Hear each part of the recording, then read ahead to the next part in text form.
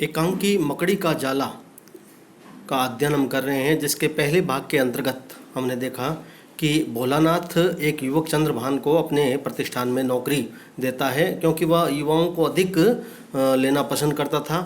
लेकिन उसके दस्तावेजों को देखकर उसे लगता है कि यह व्यक्ति पूरी तरीके से संवेदनशील है। वह अपनी उमंगों, कवि मन की भावनाओं, सात्विक प्रवृत्ति को उसको देख करके उसे अपने पुराने दिन याद आते हैं, जो वह भी इस प्रकार की भावना को छोड़ना नहीं चाहता था।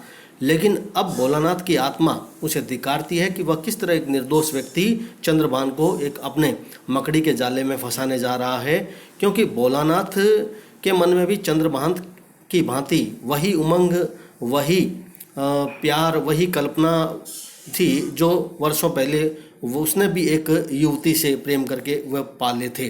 परंतु आज उसके मन में ये समस्त भाव समाप्त हो चुके हैं। जो कोमल भाव सात्विक प्रवृत्ति थी वह भोलानाथ के खत्म हो चुकी थी, और उसका मन अब केवल पैसा कमाने, पैसा ही धर्म, पैसा ही ईमान में लग गया। बस उसे केवल पैसा दिखाई देता है, और इस स्थिति को भांपते हुए भोलानाथ भी समझ जाता है, उसकी आत्मा भी उसे धिक्कारती है। हमने यह जो अध्ययन किया था, इस अध्ययन के अंतर्गत पूरी तरीके से हम एकांकी के संकलन त्रय को दृष्टिकोण से देखें तो उसकी भी वह पूरी तरीके से विवेचना हमारे सामने प्रकट करती है। अब एकांकी के दूसरे भाग में जो महत्वपूर्ण अंश है वह अर्ध चेतन रूप में जो हमारे सामने उपस्थित हुआ है कि क्या सच्चे तुम मेरी बात सुनोगे। इस रूप में एक तो हमारे सामने यह अवतरण विवेचित हुआ है, और दूसरा एक कि डरो, हाँ खूब डरो। इस अवतरण से संबंधित जो विवेचन हमारे सामने आया है पेज संख्या 68 पर, वह महत्वपूर्ण है, जिसमें जगदीश चंद्र माथुर कह रहे हैं कि भोलानाथ जो आधुनिक शिक्षित और यथार्थवादी व्यक्ति है वह चंद्रभान को आज की दुनिया की गणित समझाने की कोशिश करता है, और चंद्रभान भी इस स्थिति को देख करके डरने लग जाता है, क्योंकि वो उसकी अपनी जो स्वप्न, उसकी आकांक्षा है, उसके जीवन में जो कल्पनाएं थी, उसको देखते हुए वह समझ जाता है कि यहाँ वह भी मकड़ी के जाले में फंस रहा है। भोलानाथ चंद्रभान से कहता है कि डरो, हाँ खूब डरो, डरकर ही जीवन जिया जा सकता है। डरते हुए जीवन की गति को समझा जा सकता है, आगे बढ़ा जा सकता है, कुछ प्राप्त किया जा सकता है, क्योंकि उल्लास और आनंद के लिए जीवन में कोई भी स्थान नहीं होता है।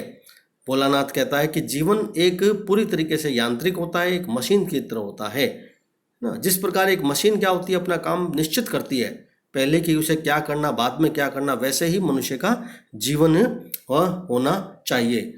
और वह स्पष्ट रूप से चंद्रभान को कहता है कि तुम्हारे जीवन का हित इसी में है, तुम्हारी भलाई इसी में है कि तुम भी अपना यांत्रिक की तरह काम करो, मशीन की तरह तुम काम करो, तभी तुम्हारे जीवन में तुम उदार हो सकता है। इस स्थिति से वह स्पष्ट रूप से करता है कि रास्ते के जो फूल हैं उस पर कभी मचलना नहीं चाहिए, हवा चाहे कितनी ही मस्त हो उस पर हमें ध्यान नहीं देना चाहिए। अर्थात वह इस पूरी दुनिया को कटु समझाते हुए यथार्थ जीवन जीने का एक आग्रह चंद्रभान से करता है। भोलानाथ एक चतुर और चालाक युवक है, वह सीधे तौर पर जो भावुकता है उसको अपनाना नहीं चाहता है। यह बात वह चंद्रभान को भी कहता है। तो इस अवतरण के अंतर्गत विशेष रूप से यहाँ पर संवेदनहीनता जो है वह जब तक हम नहीं अपनाएंगे तब तक हम जीवन में भौतिकवादी इस जीवन में सफल नहीं हो सकते, ऐसा एकांकीकार जगदीश चंद्र माथुर ने भोलानाथ के माध्यम से कहा है। और दूसरा कि आज के मनुष्य पर जो एक भौतिकतावादी जो छाया पड़ती जा रही है, मनुष्य मशीनीकृत हो गया, यांत्रिक हो गया है, इसका जो प्रमाण है वह भोलानाथ के चरित्र पर हमारे सामने स्पष्ट रूप से दिखाई देता है। इसी तरह इस एकांकी में एक अर्धचेतन रूप में जो यह अवतरण आया है वह काफ़ी महत्वपूर्ण है। क्या सच ही तुम मेरी बात सुनोगे? तुम झूठ बोलते रहो, दिन में न जाने कितनी बार मैं अनगिनत बातें करना चाहता हूँ, लेकिन तुम कान तक नहीं देते। उस दिन जब तुम्हारे बाग में कामिनी के पेड़ अपने फूल गिरा गिरा कर मखमली घास पर सफ़ेद चादर बिछा रहे थे तो मैंने तुमसे कहा था, लेकिन तुमने ना सुना। और लेकिन तुमने मुझे झिड़क दिया। उस दिन पहाड़ी की कंदराओं में से निकलती बंसी का स्वर मैंने तुम्हें सुना था, लेकिन तुमने दामन से छुड़ाकर तुम भाग गए। इस अवतरण में सामान्यतः जो संबोधन है वह भोलानाथ के ही हैं, किंतु चंद्रभान के चले जाने के बाद भोलानाथ जब व्यस्त जो क्षणों में जो विश्राम की मुद्रा में होता है, तब उसके मनोमस्तिष्क में एक कोने में एक अर्धचेतन जो बात है वह प्रस्फुटित होती है, और अपने आप से वह कहता है कि तुम कितने स्वार्थी हो, कितने लालची हो, और अपनी केवल उन्नति के कारण तुमने अपने प्यार को धोखा दिया था। वह अपनी संवेदनाओं को दबाने पर अपने आप को धिक्कारता है, और पूरे जीवन में काम से जीवन भर काम, पैसा, धर्म, पैसा ही धर्म आदि से संबंधित जो बात उसके दिमाग में थी उस पर वह अपने आप पर क्षोभ प्रकट करता है, धिक्कारता है। भोलानाथ दिन में कई बार अपने आप से बातें करने का प्रयास करता है। इस अवतरण में यह बात स्पष्ट होती है, और वह अपने आप से कहता है कि तुमने मेरी कभी बातों को सुना ही नहीं, तुम मेरी सदैव उपेक्षा ही करते रहते हो। जब तुम्हारे बाग में कामिनी के पेड़ से फूल झर रहे थे, अर्थात जब तुम्हारे जीवन में प्यार, कविता, संवेदना, मखमल जैसी घास पर एक जैसे जीवन में उदित हो रही थी, और तुमसे कुछ कहना चाह रही थी, लेकिन तुमने उस ओर आकर्षित नहीं हुए, तुम उस सौंदर्य के प्रति अर्थात उस प्यार के प्रति हमेशा ही उदासीन बने रहे। यह बात भोलानाथ को अब अपने आप को वह कह करके धिक्कारता है, और इस स्थिति में इस दिशा को संध्या ने घेर लिया, और शाम के आंचल में पड़ी एक पोखर के आईने में आकाश की लालिमा जो प्रतिबिंबित हो रही थी, वह अपने उसी समय कुछ अपने आप को कहना चाहा, लेकिन उसी समय तुमने मुझे डांट दिया।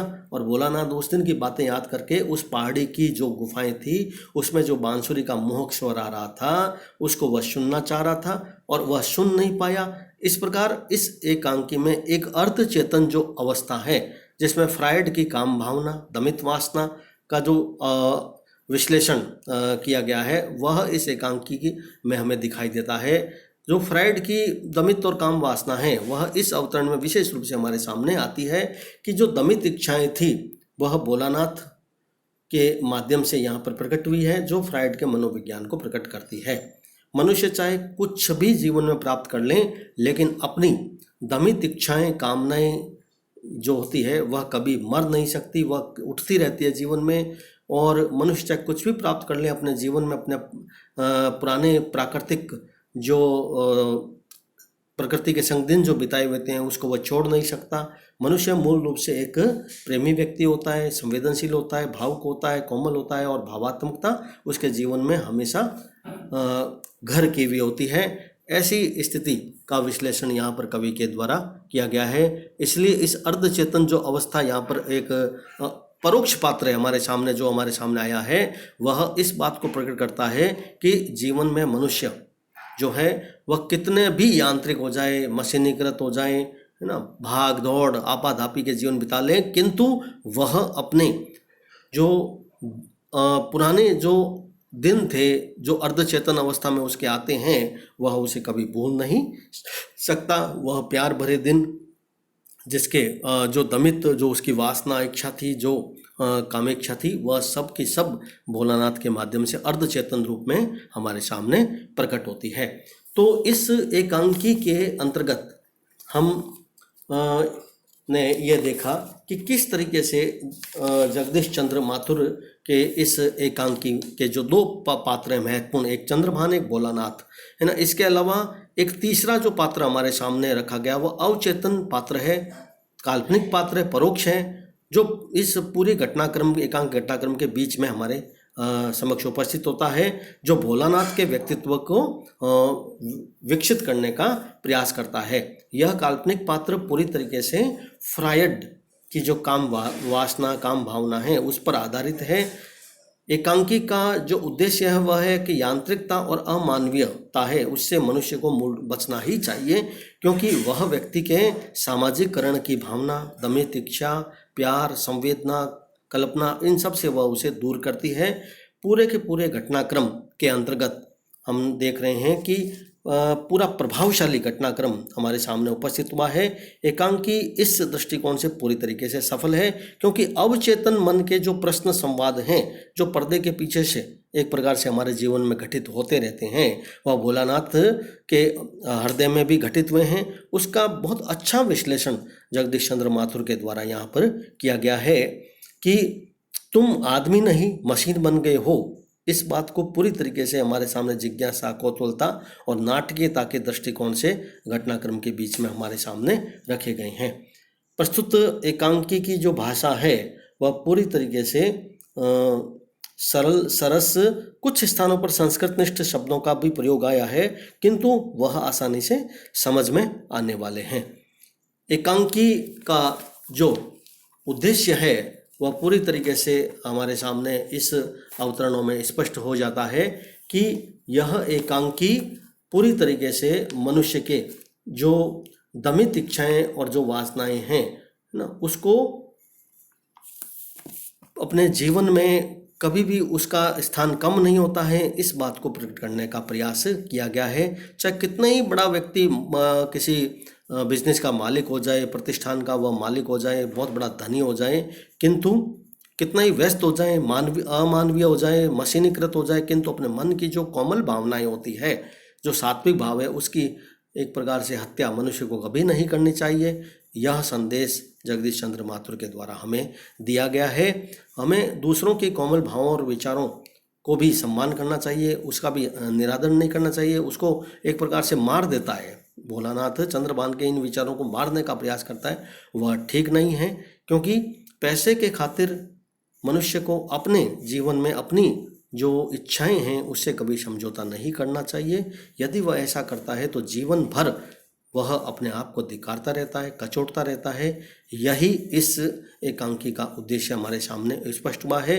व्यक्ति स्वयं अपनी नज़रों में गिर जाता है, उसकी आत्मा उसे धिक्कारती है, भोलानाथ की आत्मा भी उसे धिक्कारती है। जीवन भर वह एक प्रकार से कोसता रहता है। और एक अंत में यह भी वह देखता है कि किस तरीके से स्वयं मैं तो इस प्रकार का एक व्यक्ति हूँ ही, लेकिन मैंने चंद्रभान को भी विवश होकर इस प्रकार इस मकड़ी के जाले में भी फंसाने का प्रयास किया है। अपने प्रतिष्ठान में काम देने का मतलब ही यही है कि वह उसकी भी भावनाओं संवेदनाओं को मारना चाहता था। तो